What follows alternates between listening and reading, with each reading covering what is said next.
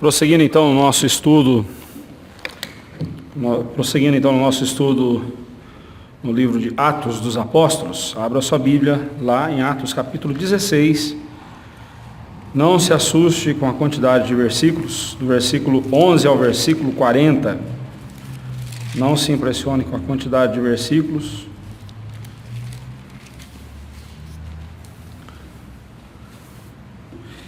Vamos lá. Impressione-se com o conteúdo dos versículos. Uma das doutrinas bíblicas que mais alenta o nosso coração e fortalece o nosso coração é a doutrina dos decretos, dos eternos decretos de Deus. Essa doutrina, ela nos mostra que tudo foi estabelecido por Deus. Nada do que acontece ao nosso redor, nada acontece por acaso. Sob esse ponto de vista divino, as coisas não mudam e seguem tal qual Deus as determinou para que acontecesse. Mas sob a ótica humana, as coisas estão mudando o tempo todo. A nossa vida está mudando o tempo todo. Nós estamos mudando, né? Hoje fui levar a Ana ao dentista e quando fazendo ali o cadastro para entrar no prédio, eu mostrei a foto, ele pediu o documento, eu entreguei a minha foto da habilitação para ele, né, da habilitação de motorista, que já está para vencer daqui a alguns dias. Então já tem alguns anos a foto. E aí ele olhou para a foto, olhou para mim e falou assim, está bem diferente, né? Eu falei assim, claro, já tem pelo menos uns 4 anos, né? Nós estamos mudando o tempo todo. A nossa fisionomia, nossa vida toma rumos que para nós são novos, justamente porque o futuro para nós é totalmente desconhecido. Mas do ponto de vista de Deus, as coisas não mudaram. Tudo está acontecendo tal qual Ele determinou, né? Na lógica de Deus, então, as coisas, na ótica de Deus, as coisas estão acontecendo tal qual Ele assim as determinou. Neste trecho que nós vamos ver hoje do livro de Atos, nós vemos justamente isso acontecendo, né?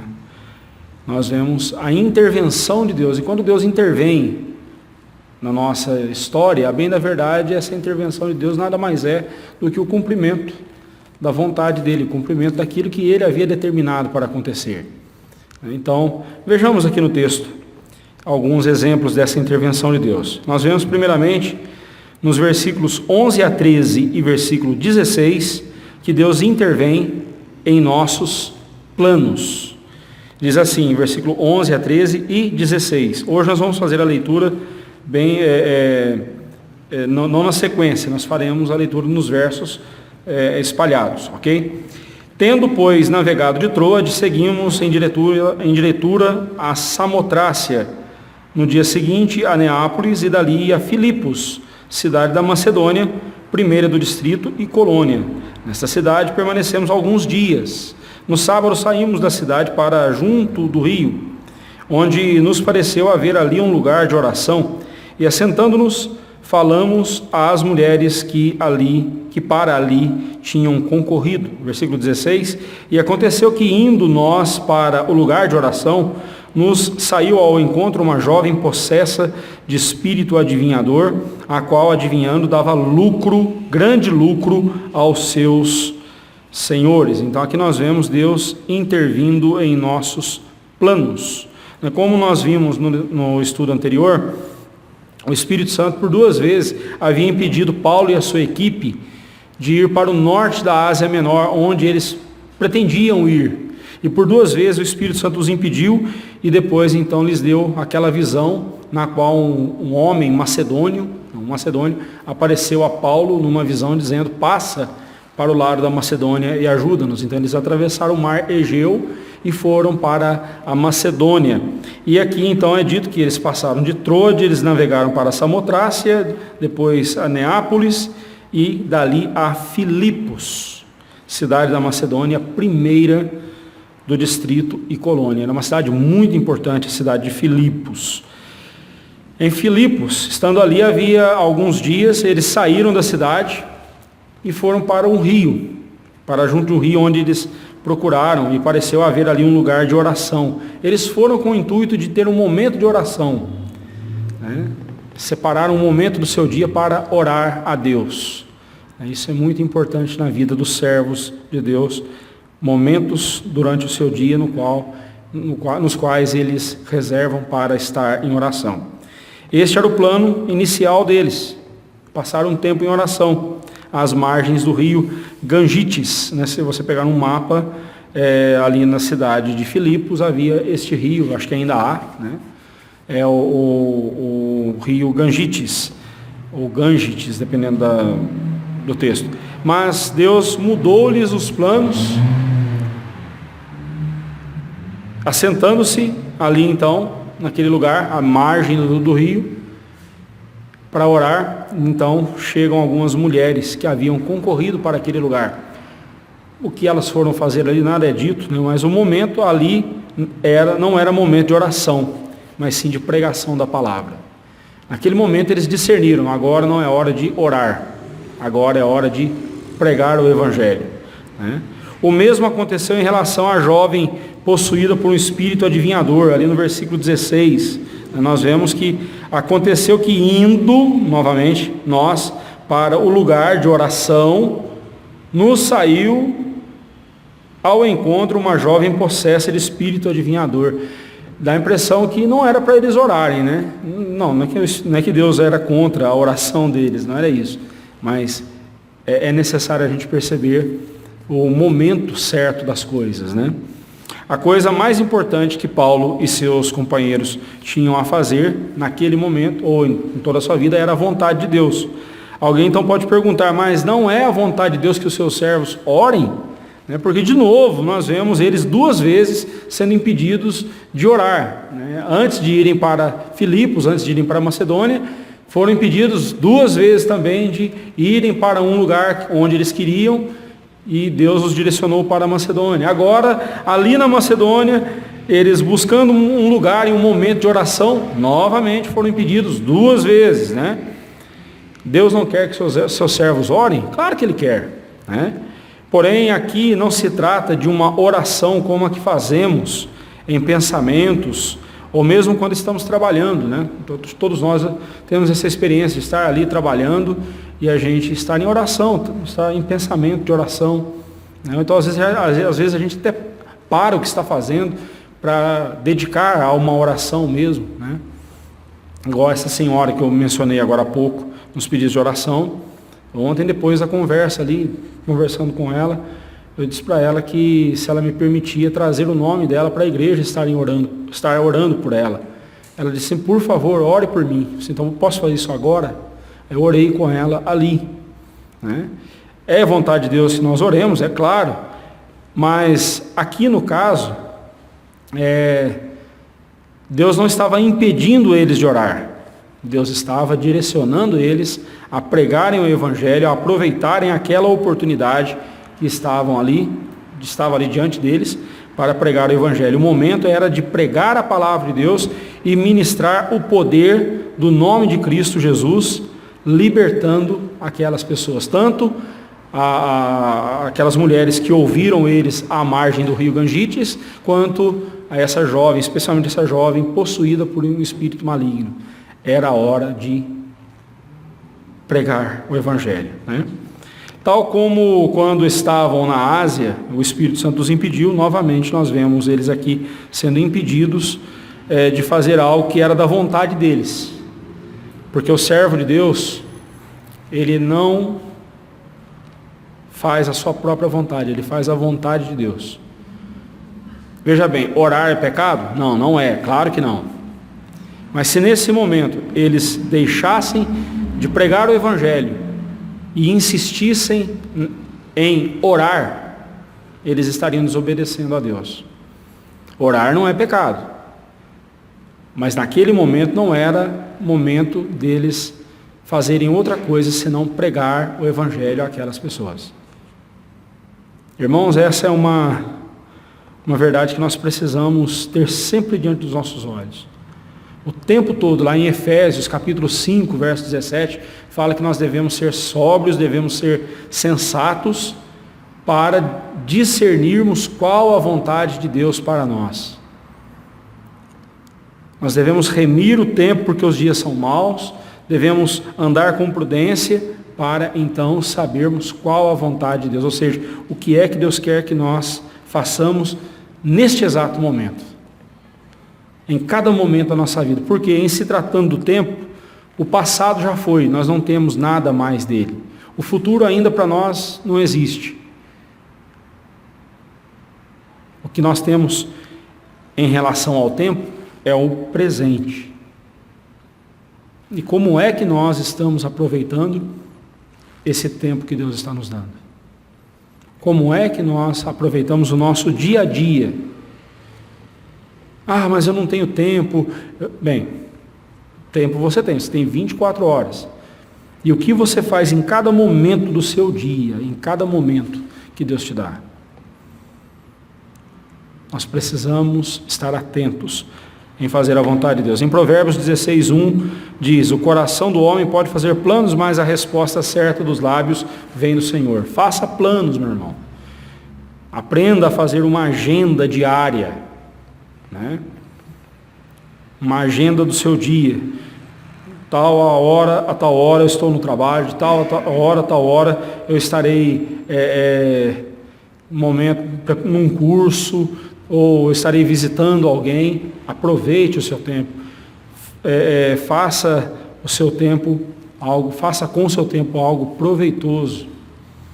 Os puritanos diziam que um homem é conhecido pela forma como ele lida com o seu tempo de descanso. A forma como nós lidamos com o nosso tempo de descanso diz muito sobre o nosso caráter. Alguém que se entrega ao ócio, A palavra negócio significa negar o ócio, Negar o ócio. A pessoa que se entrega ao ócio, se entrega à preguiça, ela não está descansando, ela está pecando, porque ela está desperdiçando o tempo valioso dela. Há tempo para tudo na nossa vida, mas o tempo todo a gente tem que saber qual é a vontade de Deus para nós naquele momento. Cuidando dos afazeres domésticos, faça-o como se Deus fosse visitar a sua casa. Você está lá no seu trabalho, produza como se Deus fosse o patrão, o supervisor que passaria ali para ver como está o produto que você está fazendo. Faça a vontade de Deus o tempo todo na sua vida. Bem, a segunda verdade que encontramos aqui é que Deus intervém em nossas aflições. Veja o verso 17 a 26. Seguindo a Paulo, agora falando aqui daquela jovem possuída por um espírito maligno, Seguindo a Paulo e a nós, clamava dizendo: estes homens são servos do Deus Altíssimo e vos anunciam o caminho da salvação. Veja que Satanás, quando quer, ele fala a verdade. Satanás, quando ele quer, ele fala a verdade, mas ele fala com intenções malignas, porque a intenção dele era o quê? Isto se repetia por muitos dias. Então Paulo, já indignado, voltando-se, disse ao Espírito: em nome de Jesus Cristo, eu te ordeno, eu te mando, retira-te dela. E ele na mesma hora saiu. Vendo seus senhores que lhes desfizera a esperança de lucro, agarrando a Paulo e Silas, os arrastaram para a praça, à presença das autoridades, e levando-os aos pretores, disseram: estes homens, sendo judeus, perturbam a nossa cidade, propagando costumes que não podemos receber, nem praticar, porque somos romanos. Levantou-se a multidão unida contra eles, e os pretores, rasgando-lhes as vestes, mandaram açoitá-los com varas. E depois de lhes darem muitos açoites, os lançaram no cárcere, ordenando ao carcereiro que os guardasse com toda a segurança. Este, recebendo tal ordem, levou-os para o cárcere interior e lhes prendeu os pés no tronco. Por volta da meia-noite, Paulo e Silas oravam e cantavam louvores a Deus, e os demais companheiros de prisão escutavam. De repente sobreveio tamanho terremoto que sacudiu os alicerces da prisão. Abriram-se as portas, todas as portas, e soltaram-se as cadeias de todos. Verso 35 a 40, daqui a pouco a gente lê. Já se fazia alguns dias que eles estavam ali em Filipos, desenvolvendo trabalho missionário de evangelização. Então essa jovem, possuída por um espírito de adivinhação, que conforme no texto grego era um espírito de Piton. A Piton era uma referência a uma serpente lendária, que conforme a mitologia grega era a guardiã do oráculo de Delfos, um santuário, né, no meio da Grécia. E essa Piton havia sido morta por Apolo, o deus da profecia.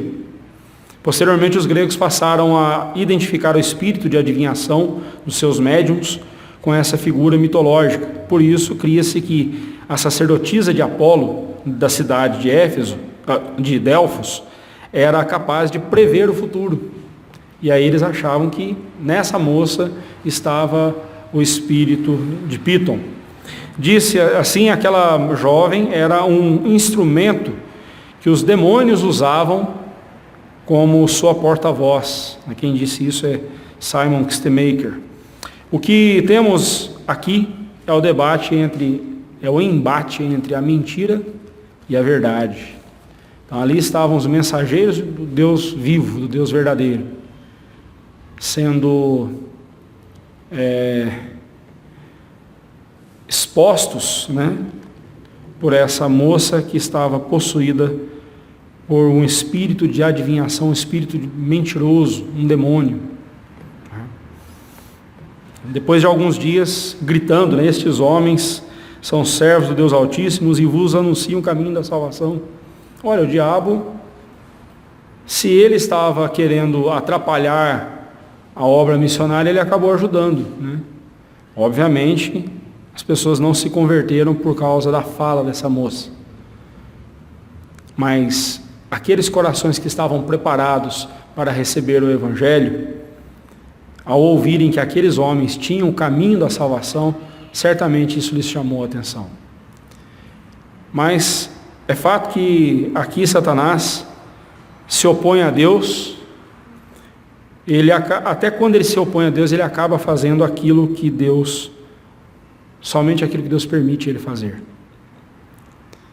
Então esse negócio de que Satanás, cuidado irmão, Satanás pode destruir a sua vida, irmão, Satanás só pode tocar na vida de um servo de Deus, se Deus permitir. Por vários dias essa mulher estava importunando, um espírito maligno através dessa mulher estava importunando Paulo e Silas por vários dias. Diz aí o texto, que por vários dias acontecia isso, né? E então Paulo se volta para aquela mulher, mas diz ao Espírito. Novamente nós vemos aqui o discernimento que Deus dá aos servos de Deus, aos servos dele. Paulo não disse para a moça, Paulo disse para o espírito maligno. Ele discerniu que aquela mulher não estava ajudando eles, aquela mulher estava atrapalhando. Mas aquela mulher era apenas um instrumento nas mãos do inimigo. Os seus senhores, haviam ali homens que se beneficiavam das adivinhações dessa moça. Seus senhores faziam questão de mantê-la daquele jeito para terem lucro. A que ponto chega o ser humano, né? A gente acha que é só nos nossos dias que a gente está vendo aí a maldade, né? A indústria farmacêutica ganhando milhões, bilhões às custas dessa pandemia, né? Ricos ficando mais ricos com essa pandemia. E aí as pessoas falam, como pode o ser humano, depois de passar por 2 grandes guerras mundiais, ainda continuar desse jeito? Meus irmãos, mas o ser humano é isso. O ser humano sempre foi isso e sempre será isso. A única possibilidade de mudança para o ser humano é quando ele é alcançado pelo Evangelho de Cristo. Só Cristo pode transformar um coração. Só Cristo pode transformar uma vida. Nem mesmo coisas boas como a educação pode transformar uma vida. A educação é um excelente instrumento, não tenha dúvida disso. Mas a educação não transforma ninguém. Se transformasse, o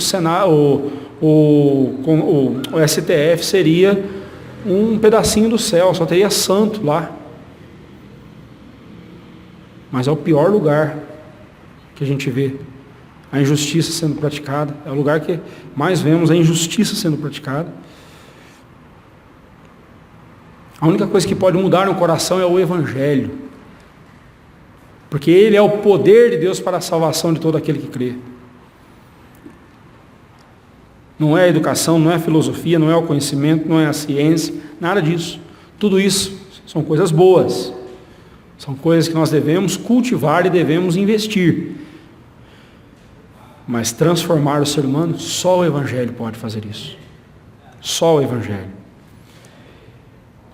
O resultado dessa jovem ter sido liberta foi que Paulo e seus companheiros foram presos, severamente açoitados, com varadas.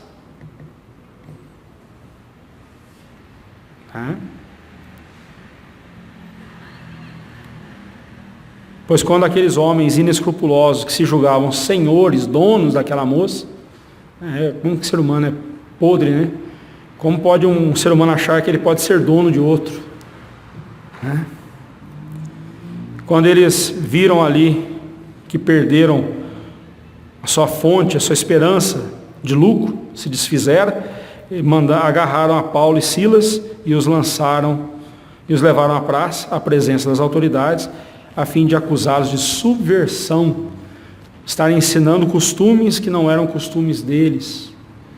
E eles então foram açoitados, com muitos açoites, e depois lançados no interior do cárcere. Lucas relata que Paulo e Silas foram presos no interior do cárcere, tendo seus pés presos ao tronco. Apenas as pernas ficavam afastadas uma da outra, e os pés eram presos em buracos feitos nesses troncos. Some-se a isso as terríveis dores que eles sentiam. É relatado alguns casos, não sei se foi esse o caso de Paulo e Silas, possivelmente não, porque senão a Bíblia teria dito, mas era costume, depois de açoitar uma pessoa, eles prendiam os pés e as mãos da pessoa,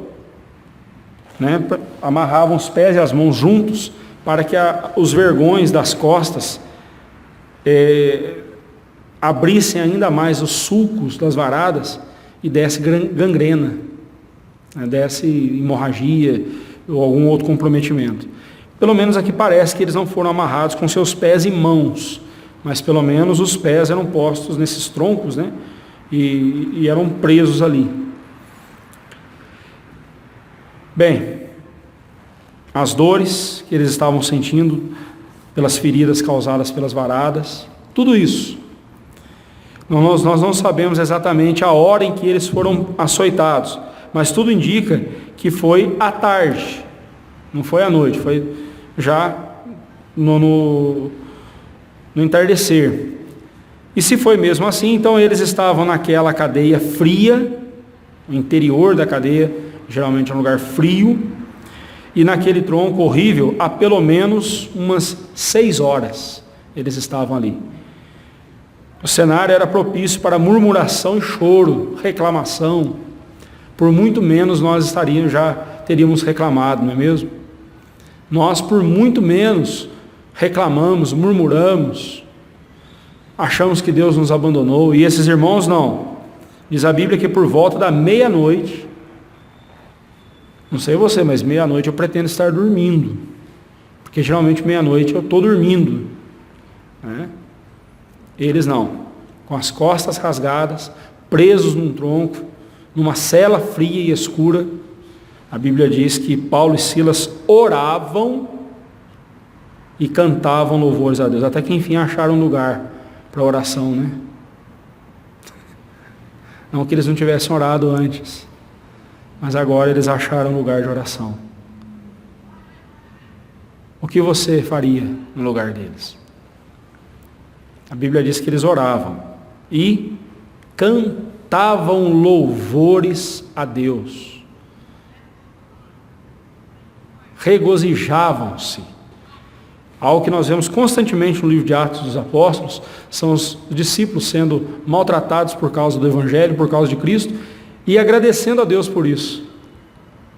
Regozijando-se por terem sido achados dignos de sofrerem por causa de Jesus.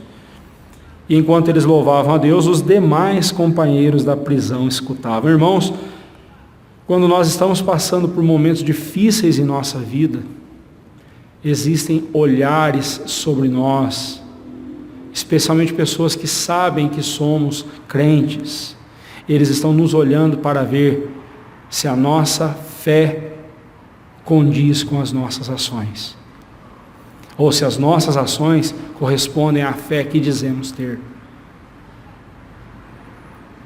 Os demais prisioneiros estavam ouvindo. Geralmente, numa situação dessa, o que se ouviria era: cala a boca, rapaz, vai dormir, né? Para de encher a paciência, fica quieto. Não.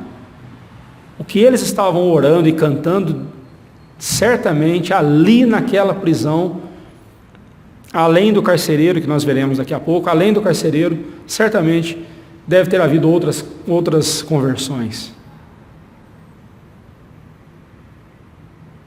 Preste atenção, no momento de luta, nós temos uma oportunidade singular para mostrarmos para as pessoas que a nossa fé e as nossas ações condizem uma com a outra. E isso é para a glória de Deus. Em meio a tudo isso, não só os outros prisioneiros ouviram os louvores de Paulo e Silas, mas principalmente o Deus a quem eles serviam e amavam, o qual interviu poderosamente e espantosamente sobre a aflição deles, não somente lhes dando forças e alegria para louvá-lo numa situação de aflição tão difícil como aquela, como também com o que fez com que, de repente, sobreveio tamanho terremoto e sacudiu os alicerces da prisão, e abriram-se todas as portas e soltaram as cadeias de todos. Irmãos, se o terremoto tivesse derrubado a cadeia em cima de todo mundo, teria matado todo mundo. O terremoto, ele fez com que as portas se abrissem e as cadeias que amarravam ali os prisioneiros se soltassem.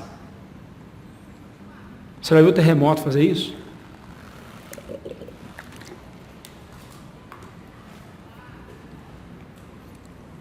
Não dá para dizer que foi algo por acaso. Um terremoto que vem, abre as cadeias, abre as portas. Isso só pode ser um ato da intervenção divina. As portas cederam ao movimento do solo e assim a passagem ficou livre. Porém, não podemos minimizar os efeitos do milagre ocorrido aqui. A Bíblia diz que Paulo e Silas estavam presos ao tronco, do qual eles foram milagrosamente libertos. Não foi o terremoto que livrou eles. Foi Deus descendo com o seu poder naquele lugar para libertá-los, que fez aquele lugar estremecer com a presença dele. Tudo aconteceu junto ali. Mas foi um ato da libertação de Deus. Deus usou um terremoto para libertá-los. Este é o Deus que tem tudo sob controle. Se Deus tivesse mandado a mim ir lá libertá-los, eu teria pensado em levar uma serrinha, levar um serrote, uma chave micha, né? Fazer o mínimo de barulho possível para não chamar a atenção de ninguém. Mas não, quando Deus quer agir, Ele age e Ele usa até um terremoto para fazer a vontade dEle. Em meio às aflições dessa vida, louve ao Senhor Jesus, perceba que as aflições são uma importante oportunidade e uma oportunidade singular de você testemunhar aos outros sobre o poder de Deus em quem você põe a sua confiança e para quem você expressa a sua gratidão e adoração. Um momento de dor na sua vida, use-o para apontar para Deus, para glorificar a Deus e para mostrar para as pessoas que é em Deus que você busca o alento para o seu coração. Dos versículos 35 a 40 nós lemos: quando amanheceu, os pretores enviaram oficiais de justiça com a seguinte ordem: põe aqueles homens em liberdade. Então, o carcereiro comunicou a Paulo estas palavras: os pretores ordenaram que fossem expostos em liberdade. Agora, pois, saí e ide em paz. Porém, Paulo lhes replicou: sem ter havido processo formal contra nós, nos açoitaram publicamente e nos recolheram ao cárcere, sendo nós cidadãos romanos. Querem agora, às ocultas, lançar-nos fora? Não será assim, pelo contrário, venham eles e pessoalmente nos ponham em liberdade. Os oficiais de justiça comunicaram isto aos pretores, e estes ficaram possuídos de temor quando souberam que se tratava de cidadãos romanos. Então foram ter com eles e lhes pediram desculpas, e relaxando-lhes a prisão, rogaram que se retirassem da cidade. Tendo-se retirado do cárcere, dirigiram-se à casa de Lídia, e vendo os irmãos, os confortaram. Então partiram. De alguma forma, os pretores, os oficiais do Império Romano, os pretorianos, relacionaram os acontecimentos do dia anterior com o terremoto, e por isso ordenaram que se soltassem a Paulo e Silas. Olha, alguma coisa aconteceu aí, o negócio não foi brincadeira, soltem aqueles dois homens. Mas ao serem informados pelos seus suboficiais que se tratavam de cidadãos romanos, Paulo e Silas eram cidadãos romanos, os pretores ficaram possuídos de temor, o que fez com que eles fossem soltos, fossem forçados a virem pessoalmente pedir desculpas e a pôr em liberdade a Paulo e Silas. Porque não se podia espancar um cidadão romano. Não é à toa que muitas pessoas naqueles tempos, homens ricos, compravam o direito da cidadania romana, compravam lá o seu green card romano para se tornarem cidadãos romanos. Paulo mesmo uma vez disse: não, eu sou cidadão romano por nascimento. Para muitos custou um dinheiro absurdo, para mim foi por nascimento. Eu sou um cidadão romano. Mas por que Paulo e Silas não se declararam cidadãos romanos antes de serem açoitados? Teria livrado eles, de muita dor, não só de cabeça, mas dor no corpo, Não temos uma razão clara para isso. O que importa é saber que tudo isso contribuiu para que a causa do Evangelho prosseguisse ali em Filipos. Pois quando foram acusados pelos cidadãos de Filipos de estarem ensinando costumes que eles, como romanos, não podiam praticar, agora Paulo e Silas, cidadãos romanos, lhes mostravam que tais costumes, por eles anunciados, podiam e deviam ser praticados também pelos romanos, porque eles eram.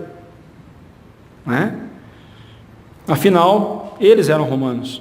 Uma vez soltos, Paulo e Silas voltaram para a casa de Lídia, a qual os hospedara até a partida deles, conforme nós vemos no versículo 40. Nesses versículos, vemos que Deus pode intervir numa situação de afronta e transformá-la em uma situação de honra para os seus filhos. No dia anterior, eles foram açoitados pelos soldados. No dia seguinte, eles foram postos em liberdade pelos pretorianos. Se eles tivessem anunciado que eram cidadãos romanos antes de serem açoitados, possivelmente não teria acontecido o que aconteceu naquela cadeia.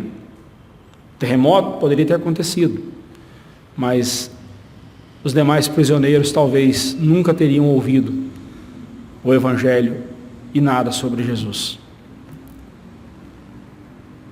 Irmão, tome muito cuidado quando você estiver passando por uma tribulação, por uma luta. Você não está passando por ela à toa. Deus não somente está proporcionando a você uma ocasião para transformar e mudar seu coração, para amadurecê-lo, como também para levar outros a conhecerem-no através de você, através da sua experiência. Assim como aconteceu com eles aqui. Aprenda a esperar o momento certo de Deus agir e fazer com que você seja honrado por sua postura confiante em Deus e em seu eterno poder. Paulo confiou em Deus, Paulo e Silas confiou em Deus, foram açoitados, foram lançados no cárcere e continuaram confiando em Deus. E Deus usou toda aquela situação para a glória dele, para a conversão de outros. Suporte com paciência as aflições que surgirem em sua vida, para que no tempo certo de Deus, Ele reverta a situação e você seja honrado por Ele e Ele seja glorificado na sua vida. Tal como nós vemos lá em 1 Pedro 5, versículo 6, humilhai-vos, portanto, sob a poderosa mão de Deus, para que Ele em tempo oportuno vos exalte. Em terceiro e último lugar, Deus também intervém em nossos corações. Tudo o que aconteceu ali em Filipos foi para a glória de Deus na salvação de pecadores. E as duas das três conversões, duas das três principais conversões que aconteceu ali em Filipos, nós temos Lídia, nós temos o carcereiro e nós temos a jovem possessa. Essas três conversões foram muito importantes ali na cidade de Filipos. Eles tinham que atravessar para a Macedônia e pregar o evangelho em Filipos, como fizeram. Deus assim os queria ali. Diz a Bíblia no verso 14 e 15, certa mulher chamada Lídia, da cidade de Tiatira, vendedora de púrpura, temente a Deus, nos escutava. O Senhor lhe abriu o coração para entender as coisas que Paulo dizia. Depois de ser batizada, ela e toda a sua casa, nos rogou, dizendo, se julgais que eu sou fiel ao Senhor, entrai em minha casa e ficai aí. E aí ficai. E nos constrangeu a isso. Essa mulher era temente a Deus. Guarde essa palavra. Lídia é descrita aqui como uma comerciante próspera, muito influente na cidade, na sua casa e na cidade. Mas a principal descrição dela é que ela era temente a Deus. Nós já vimos essa expressão com Cornélio. Existiam muitas pessoas tementes a Deus que ainda não eram crentes em Cristo Jesus. E eu já expliquei isso para você quando nós falamos sobre a conversão de Cornélio, lá no capítulo 10, que os nossos irmãos pentecostais, eles se equivocam quando tomam esses casos para dizer que existe a tal segunda bênção, né? O que é a segunda bênção que eles pregam? Você converteu-se a Cristo Jesus, mas você tem que continuar esperando em Deus, orando e buscando em Deus, que você seja batizado com o Espírito Santo. E no dia que você for batizado com o Espírito Santo, uma das coisas que vai acontecer com você é que você vai orar em línguas e vai profetizar. E eles dizem, veja só, essa mulher era temente a Deus, ela era salva. E aí ela recebeu o Espírito Santo. Aliás, dela aqui não é dito que ela recebeu o Espírito Santo, eu estou pensando aqui em Cornélio. Cornélio, logo em seguida, ele ouviu o Evangelho, da parte de Pedro, ele ouviu o Evangelho e ele foi batizado com o Espírito Santo. Mas como eu expliquei para você, a expressão temente a Deus aqui significa que essas pessoas criam no judaísmo, eles seguiam a religião judaica, que não é a mesma coisa da fé cristã. A fé cristã não é a mesma coisa. Por isso que nós sempre vamos ver que pessoas tementes a Deus como Lídia, quando ouviram o Evangelho, receberam a Cristo Jesus como Salvador, foram batizadas Em alguns casos, como Cornélio, é dito também que recebeu o Espírito Santo ali, né? É importante a gente entender isso. Eles não eram crentes em Cristo Jesus, eles eram crentes no Deus do judaísmo, no Pai do nosso Senhor Jesus Cristo, sim, mas ainda não haviam conhecido o Evangelho da salvação. E é por isso, então, que após receberem o Evangelho, eles passam a ser convertidos a Cristo Jesus e batizados, né? Então, como vimos no caso de Cornélio, essa expressão significa que ela era uma gentia convertida ao judaísmo. E por isso ela adorava ao Deus de Israel, mas ela ainda não conhecia o Evangelho de Cristo e a salvação que o Evangelho traz. Por esta razão, o Senhor lhe abriu o coração. Veja bem, então nós não estamos falando aqui de uma pessoa salva. Nós estamos falando de uma pessoa que agora foi salva por Deus por meio do Evangelho.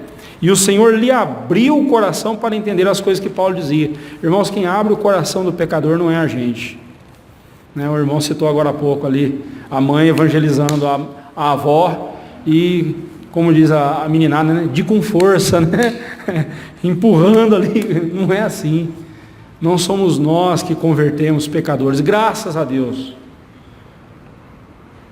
Né? Conta-se que numa noite fria de Londres, Charles Spurgeon indo para casa, um bêbado ali na sarjeta olhou para ele e falou assim: o senhor é o pastor Charles Spurgeon? Eu disse, sim, sou eu.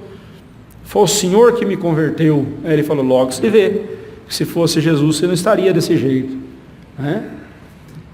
Você não estaria nessa situação. Não somos nós que convertemos pecadores, quem converte é Deus que abre o coração dos pecadores.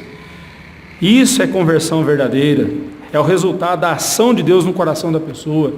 Deus interveio na vida de Lídia e a transformou numa filha dele, mas não só a sua própria vida, como também a de todos os seus familiares, o que incluía não só os seus filhos, mas também os seus servos.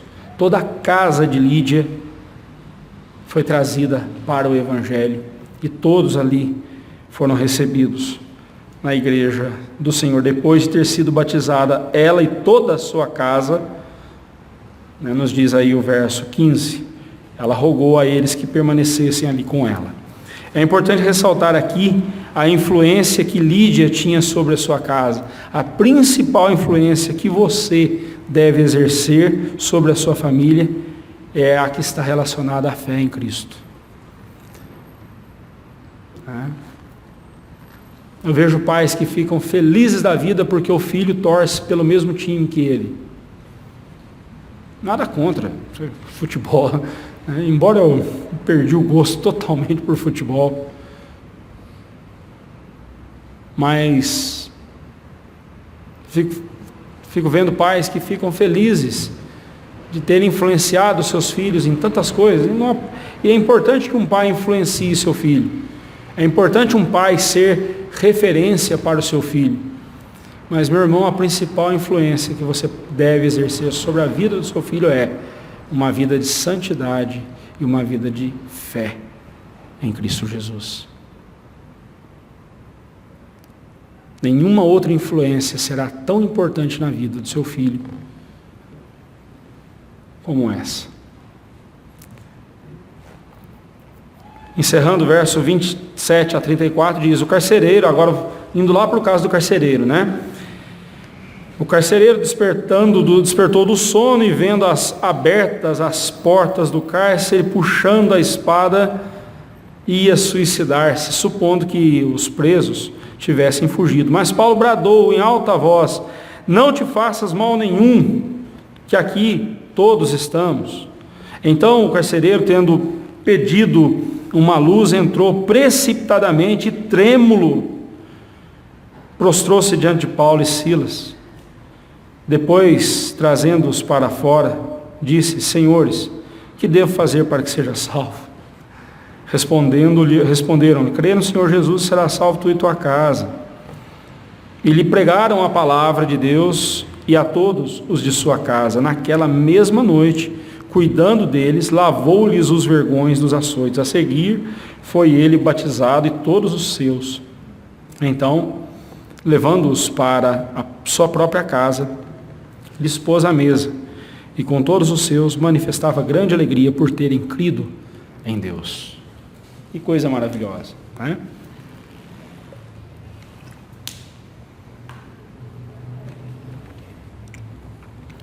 O segundo caso de conversão, eu havia dito 3 conversões, mas a jovem, bem, pelo menos aqui não é dito, mas mais à frente vai ser dito que essa jovem, ela cria também, veio a crer também, a receber também a Cristo como seu Salvador. Mas voltando aqui, né, o segundo caso de conversão em Filipos é o do carcereiro, de quem nem o nome ficamos sabendo. Não sabemos nem o nome dele. Quanto à jovem que foi liberta do espírito de adivinhação, não podemos afirmar que ela foi convertida, pelo menos nesse momento, né, pois o texto não é claro quanto a isso, mas ela foi liberta. E é possível alguém ser liberto de uma possessão demoníaca e mesmo assim ainda não ser salvo, ou melhor, continuar, né, na sua vida de perdição. Voltando ao carcereiro, né, que é o foco nosso aqui, a Bíblia diz que com o terremoto ele se despertou do sono também, né? Eu desperto com o celular me chamando, não vou despertar com um terremoto. E deparando-se com todas as cadeias abertas, ele supôs que os prisioneiros tivessem fugido, porque essa é a índole de prisioneiros. Todo prisioneiro quer fugir. Todo prisioneiro quer fugir, mas esses aqui não. Eu não sei se o medo era tanto, né, o terremoto causou tanto pavor no coração deles, porque associaram o terremoto ao louvor e à oração de Paulo e Silas, que ficaram quietinhos ali, né? Assim, tivesse acontecido, ele teria de responder com a sua própria vida pela vida dos prisioneiros. Era essa a penalidade para um carcereiro relapso, né? Por essa razão ele sacou a sua espada para cometer suicídio. Paulo viu na penumbra, ali, né, na escuridão ali da cadeia, e gritou, impedindo-lhe que fizesse tal barbárie, né? Não faça mal nenhum para você, nós estamos aqui, ninguém fugiu. Todos estavam ali, ninguém fugira. Não sabemos se havia mais prisioneiros com eles, mas ninguém fugiu. Com certeza havia mais, quantos mais nós não sabemos, mas que havia porque a Bíblia fala que os demais ouviram o seu louvor, né? Então, ele fez a pergunta que todo pecador eleito, mais cedo ou mais tarde, vai fazer na sua vida: o que eu preciso fazer para ser salvo? Somente os eleitos farão essa pergunta e ficarão para ouvir a resposta. O que eu farei para ser salvo? Né? Ainda na sua cabeça, na sua ideia, ele pensava que ele tinha que fazer algo para ser salvo. Ele ainda não havia ouvido o Evangelho para saber que Deus fez tudo o que ele precisava para salvá-lo. Aí a decisão, a vontade dele de querer saber o que fazer já era parte da ação de Deus na vida dele, né? Não sabemos quando precisamente ele ouvira algo sobre o Evangelho, mas sabemos que ele relacionou o ocorrido ali, né, o terremoto, com a necessidade de ser salvo. Alguns entendem que aqui a pergunta dele dizia a respeito: o que eu farei para ser salvo dos meus exatores, né, das autoridades que vão vir me matar? Ele estava preocupado em livrar a pele dele do castigo. Mas não parece ter sido essa a pergunta dele. Porque a julgar pela resposta de Paulo e Silas, e a julgar pela resposta à resposta de Paulo e Silas que o carcereiro deu, então aqui ele estava buscando pela salvação mesmo de sua alma. Ele havia entendido algo ali naquele louvor, naquelas orações, que ele havia entendido que ele precisava disso para ser salvo. E a resposta de Paulo e Silas foi: crê no Senhor Jesus e serás salvo, tu e tua casa. E o mesmo aconteceu com a casa de Lídia, também agora acontece na casa do carcereiro. Tendo ele em seu coração, agora transformado com o poder do Evangelho, com a palavra de Deus, o carcereiro recolheu-os na sua própria casa, cuidou das suas feridas, e provavelmente a casa dele ficava nos fundos da prisão, ou próxima à prisão. Ele cuida então das feridas e dos vergões, dos açoites que eles sofreram. Em seguida, ele e os seus foram batizados. À mesa, juntamente aos seus, ele manifestava grande alegria por terem crido em Deus. É isso que o Evangelho faz com corações. Há poucos instantes ele iria pôr fim à sua vida. Poucos instantes depois, Deus pôs fim àquela vida que ele tinha e lhe deu uma nova vida. Porque é isso que o Evangelho faz. É isso que o Evangelho faz. De um coração que estava envolto em trevas, pronto para o suicídio e morte, Deus interveio naquele coração e o transformou num filho dele, exultante pela graça de Deus, que alcançou não somente a ele, mas a todos os seus, toda a sua casa. Novamente nós vemos aqui, irmãos, que quando um coração é alcançado pela graça de Deus, o primeiro lugar que ele tem que influenciar é a sua casa, é a sua família. É lógico, existem casos de pessoas que ao se converterem, arrumam dentro de casa os piores inimigos que possam imaginar. Se esse for o seu caso, viva o Evangelho na presença dos seus. Mostre para eles como é que um filho de Deus vive, como é que um filho de Deus enfrenta a dor, como Paulo e Silas enfrentaram. Mostre para eles como é que um servo de Deus enfrenta as adversidades da vida. Mostre para eles que um servo de Deus não foge nem quando tem um terremoto acontecendo, porque ele sabe que por trás desse terremoto está a mão de Deus. Influencie os seus com a nova vida que Deus lhe deu. Você e sua casa já desfrutam dessa bênção? Já desfrutam dessa bênção? Há em seu lar essa grande alegria por crer em Deus?